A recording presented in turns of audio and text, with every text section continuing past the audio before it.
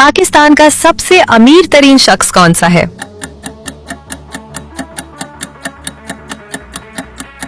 सही जवाब शाहिद खान। अगला सवाल, पाकिस्तान के किस शहर में सबसे ज्यादा चाय पी जाती है?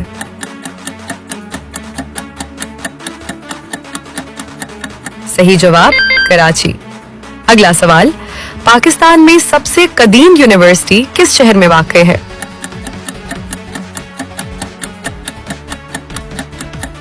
अपनी ज़हानत से इसका जवाब कमेंट सेक्शन में दें। अगला सवाल, पाकिस्तान का वो शहर कौन सा है जो कालीन बनाने की वजह से मशहूर है?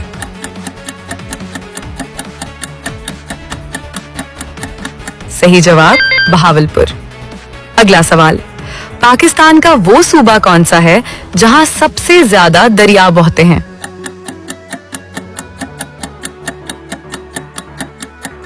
सही जवाब पंजाब।